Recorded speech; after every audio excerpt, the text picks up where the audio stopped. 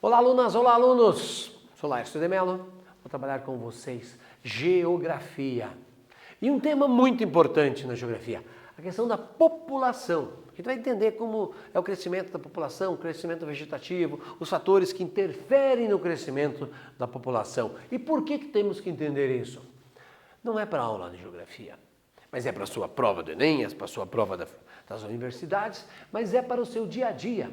Qualquer empresário, qualquer planejador tem que saber como que está estruturada a população de um determinado município, estado, ou mesmo país, ou mesmo do mundo. Fazer um comentário assim bem genérico. As empresas de telefone sabem quantos habitantes e as idades que eles têm e se eles podem usar aquele aparelho. As empresas de refrigerante, as empresas de automóveis, sabem qual o gênero da população e fabricam carros para aquele gênero. Fabricam telefone pensando naquele gênero e assim por diante. É claro que não impede que um carro que tenha sido pensado pensando nas mulheres, os homens possam usar e assim também os homens um carro que tenha sido pensado para mulheres. Não impede, mas eu estou dizendo que pensa-se, se projeta, ok? Num shopping. Vamos construir um shopping. Quem mais vai frequentar esse shopping? Mais homens ou mais mulheres? Ou meio a meio? Que tipo de loja? Vou ter loja só para homens, vou ter loja só para as mulheres e assim vai. E assim por diante. Tudo isso precisa ser pensado. Então, população. Saiba dizer. Isso não é nação, tá? População. Número de indivíduos que habita um determinado local, um determinado território. E a geografia analisa essas dimensões espaciais. A questão do número, a palavra que está quantitativa, a idade, gênero, como eu disse anteriormente, as características culturais, políticas, econômicas, tudo isso tem que ser pensado. Vamos a um exemplo prático. O interior do Paraná, o interior de Santa Catarina, o interior de São Paulo. Entenda aí, interior, aquilo que está longe do litoral. Não estou pensando aqui na questão da capital, tá? Tem um número enorme de aviários. O frango que é abatido nessas regiões pode ser Toledo, Francisco Beltrão, Cascavel. Estou dando algumas cidades aí que tem exemplos. Como acontece em São Paulo, como acontece em Santa Catarina. Eles têm que saber para onde vai essa carne. Quem vai consumir? Existem questões culturais que, por exemplo, quando vai para o Oriente Médio, tem um outro procedimento bem distinto daquela carne que vai para os Estados Unidos ou para um país qualquer da Europa, como Portugal, Espanha, França, Itália e assim por diante. Note que entender a população é entender algo comercial. Quando a gente entende a população, serve até, por exemplo, às vezes eu cito isso em sala, você é um dono de uma empresa de calça jeans. Para quem que você vai vender essa calça jeans? Para homens ou para as mulheres? O corte é diferente. Qual a altura média que esses homens e que essas mulheres têm nesta população? Sim, qual o peso médio? Para que daí você consiga fabricar um número de calças pensando neste grupo que vai usá-la. Então, entender população é fundamental. Aqui tem um quadro da Tarsila do Amaral, que fala sobre os trabalhadores, sobre o povo brasileiro, e mostra que o povo brasileiro é muito diversificado. O formato do rosto que nós temos já mostra a nossa diversidade.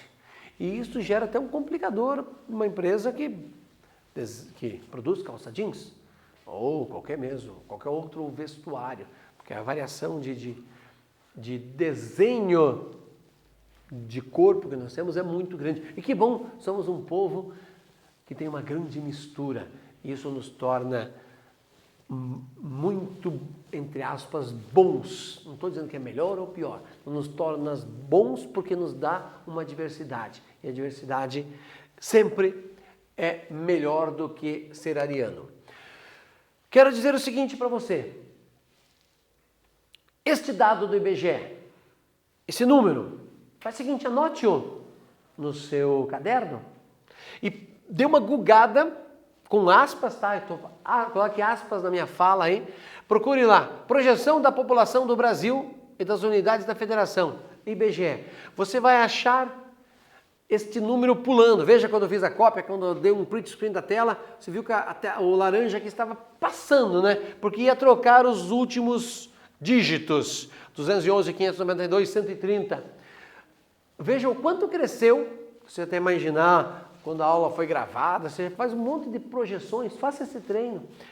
Porque o IBGE, como este ano, não é por causa disso que ele tem isso, mas como esse ano não teremos o censo devido a todo esse processo da pandemia, vamos ficar apenas com uma estimativa da população brasileira. É um número aproximado entre o número de mortes e o número de nascimentos para dizer quantos somos. E quantos somos? Somos consumidores. Somos pessoas que usam as escolas, que usam os shoppings, as fábricas, que precisamos pegar ônibus e assim por diante. Note a gama de coisas que eu falo quando uso o termo população. Quantas relações podem ser construídas a partir disso? Aconselho até você fazer uma redação para você treinar o quanto você sabe sobre esse assunto. Veja que a população mundial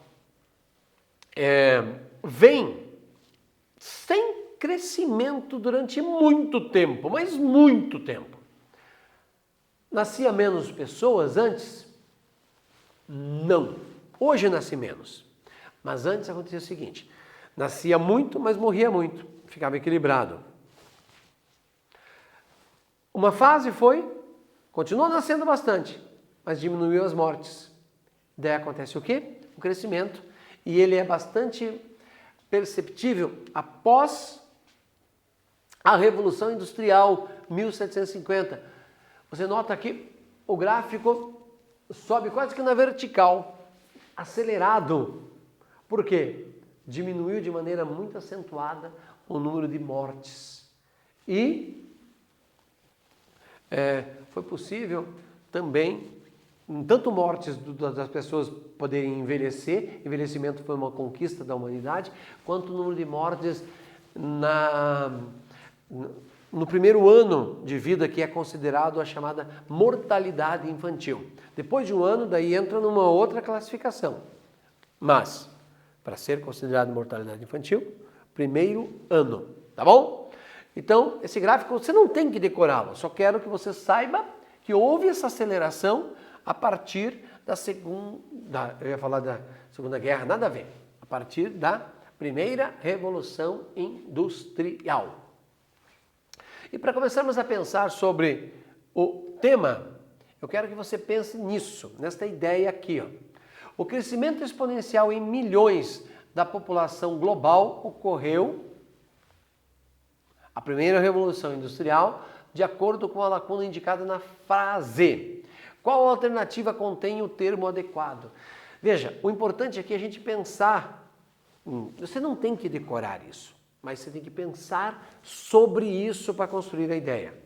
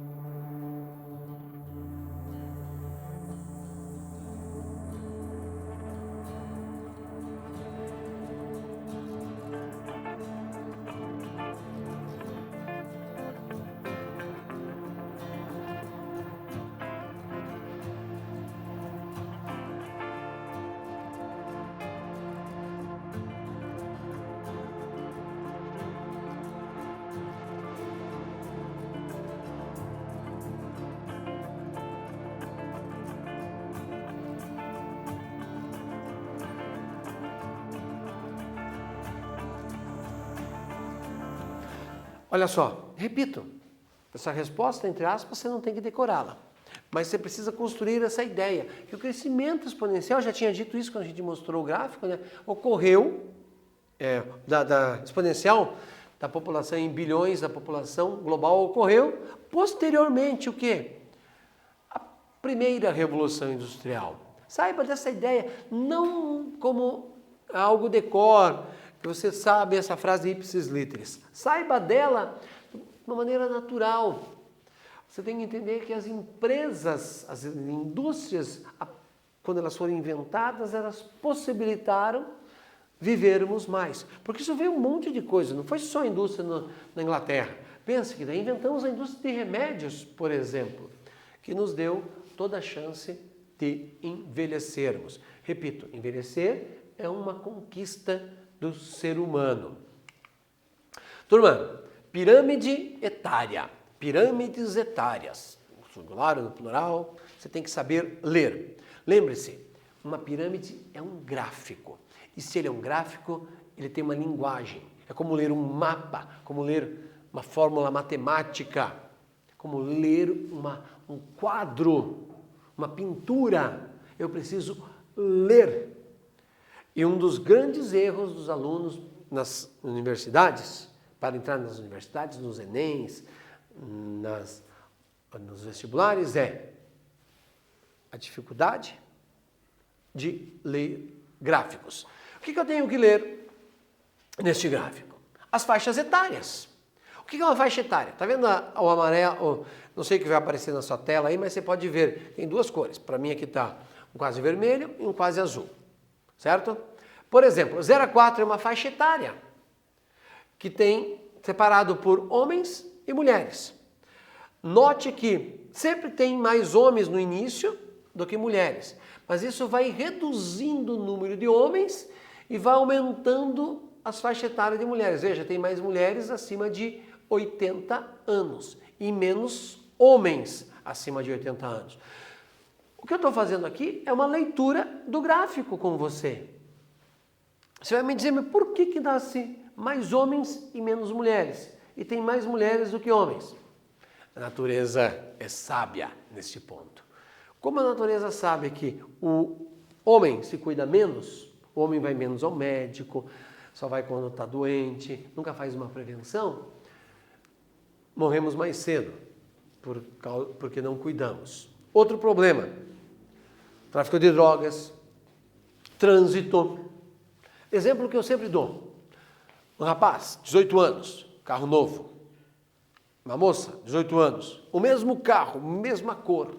Os dois moram no mesmo bairro, são vizinhos de casa. Os dois chegam para fazer o seguro. Vou chutar um número, tá? Mas não é esse o valor.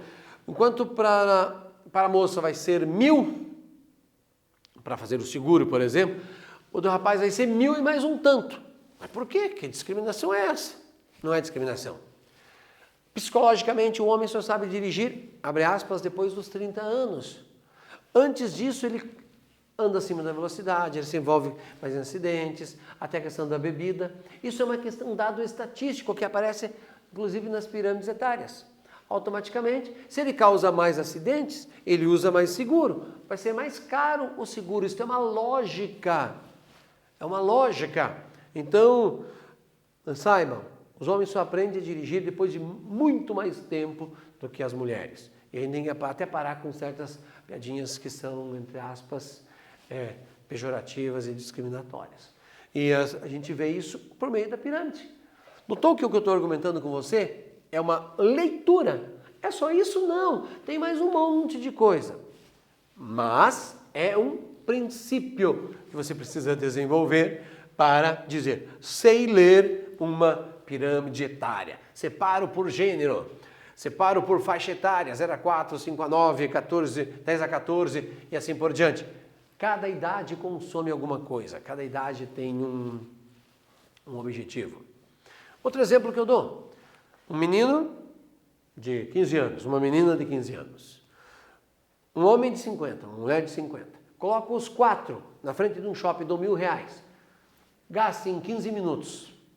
Cada um vai para um lado, porque nós temos desejos diferentes em cada faixa etária. Então, quando você conhece as faixas etárias, você pode até produzir alguma coisa para aquela faixa etária.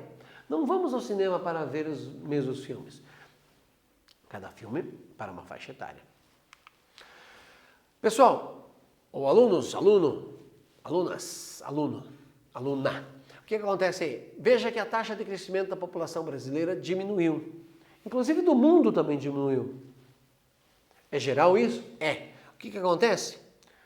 Mas como é que cresce? Você me mostrou lá no início os números do IBGE, eu só vejo crescendo o número de habitantes do Brasil. Veja, mesmo tendo diminuído o número de filhos por mulher, veja, o número de filhos por mulher já chegou a 6. Hoje é menos de 2. Mesmo tendo diminuído o número de filhos por mulher, nós continuamos crescendo. Por quê? Porque estamos envelhecendo. Vou fazer um comentário aqui. Veja. Casal. 4 filhos. Se tiver, quando morre o casal, só tem reposição de 2, porque esses outros 2 estavam já no número casal e 3 filhos. Quando o casal, entre aspas, morre, só tem crescimento de 1. Agora, casal e 2 filhos. Quando morre o casal, não tem reposição. Em tese, a partir de 2040, 2050, esse número ainda precisa ser revisto, o Brasil começará a diminuir, porque daí, claro, as pessoas mais idosas vão morrer e não teve reposição, porque o número de filhos por mulher em nosso país hoje já é menos do que 2 por mulher. A média dá 1,9 mais ou menos. Como assim? Como é que alguém tem um filho pela metade? Não é isso, né? Você tem que contar 3 mulheres. Se existem 2 filhos, qual que é a média? Se tem 3 mulheres e 3 filhos, é 1 para cada um, mas se só tem 2. Notou como? Esta é a ideia da número de filhos por mulher. Vale aí sempre a relação feita, neste caso, por gênero feminino. Muito bem. Mais uma ideia para você ler a pirâmide. Essa tem a pirâmide de 90 e na década de 2010, certo?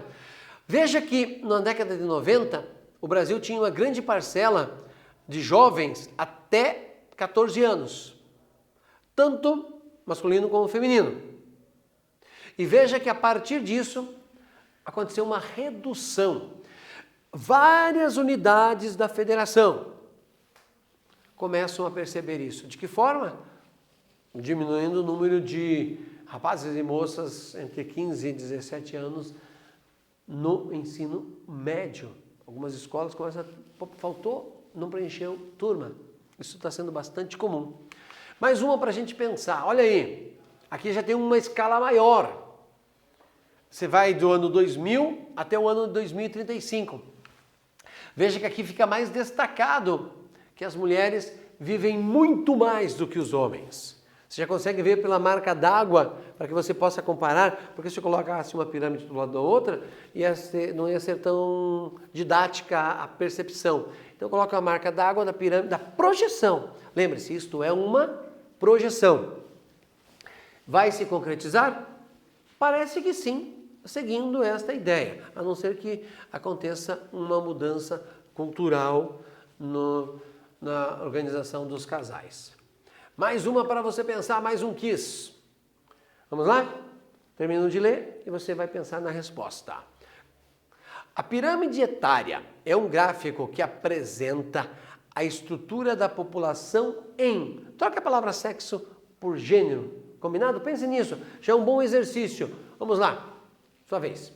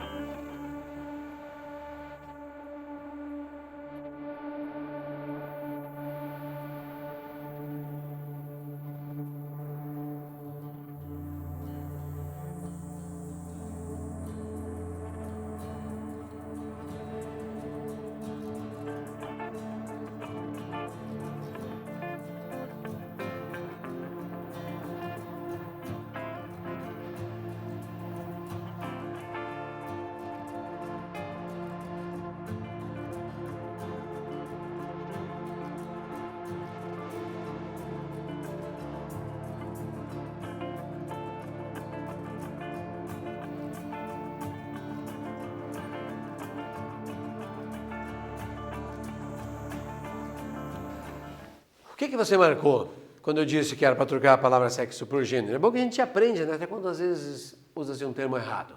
Errado não, a gente vai aperfeiçoando, mas o mais correto hoje é gênero, pessoal. Então a pirâmide etária é um gráfico que apresenta a estrutura da população, sexo, ou gênero e idade. Olha ali, ó.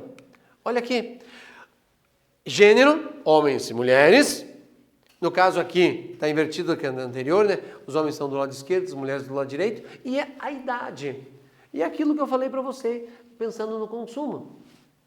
Desde uma empresa que fabrica calça jeans, quem vai usar, qual a altura, qual o tamanho, qual a média de idade e assim por diante. Tudo isso tem que ser pensado. Uma empresa de sapatos, quem vai usar? Homens ou mulheres? Qual a idade? Não adianta fabricar 100 mil pares e não ter, para número sei lá, 5 para criança, não sei o número de criança, mas estou chutando. E daí só tem adultos naquele local. Não vai vender. Tem que pensar muito bem nisso para não dar problemas. Então, você já marcou, já acertou este quiz. Este exercício de fixação é importante. Quando você treina a escrita sobre um assunto, você mostra que você sabe ou você avalia o que não sabe e vai ter que aprender.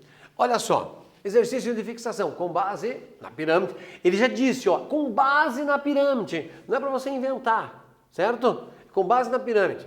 Cite um elemento que é possível você visualizar na estrutura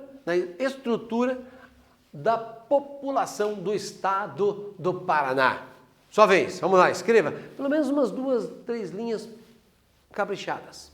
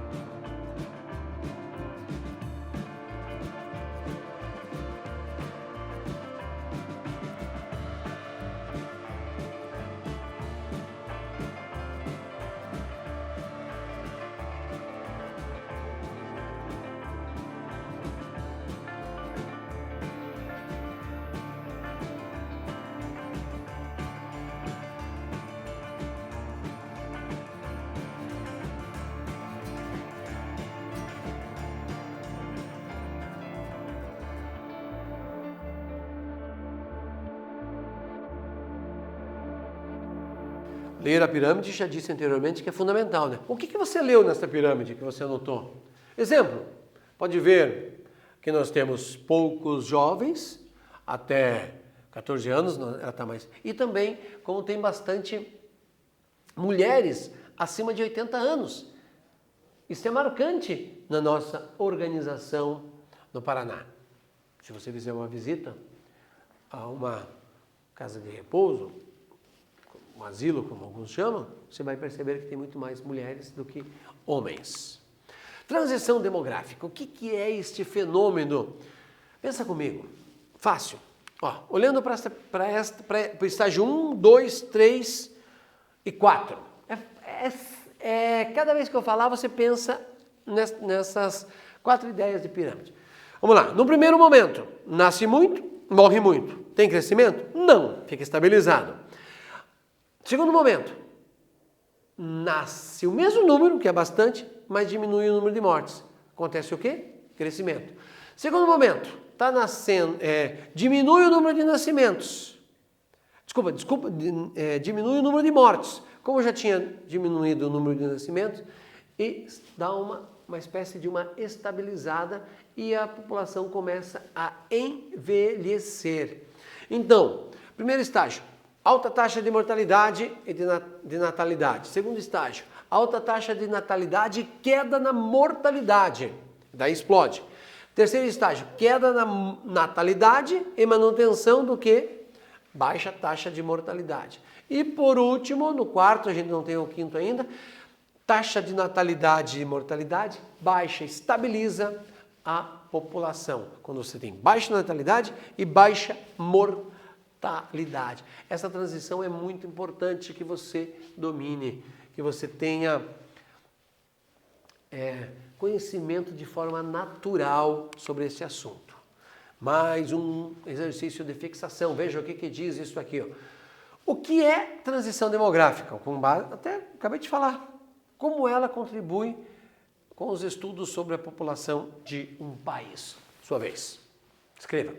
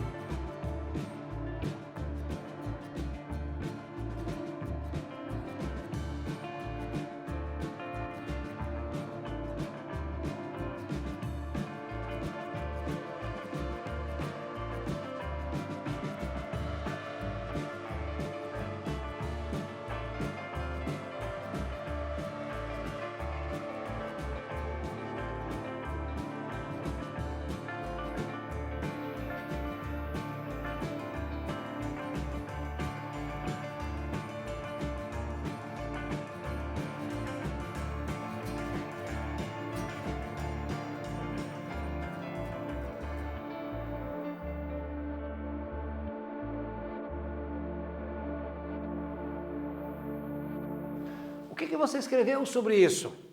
Escrever é importante, mostra o que você sabe. A transição, você pode até ter lembrado desta ideia, né? Dos estágios. E saber que mostra o que está acontecendo com a população. Exemplo, os debates que aconteceram, você concordando ou não sobre a nossa Previdência, está associado à transição.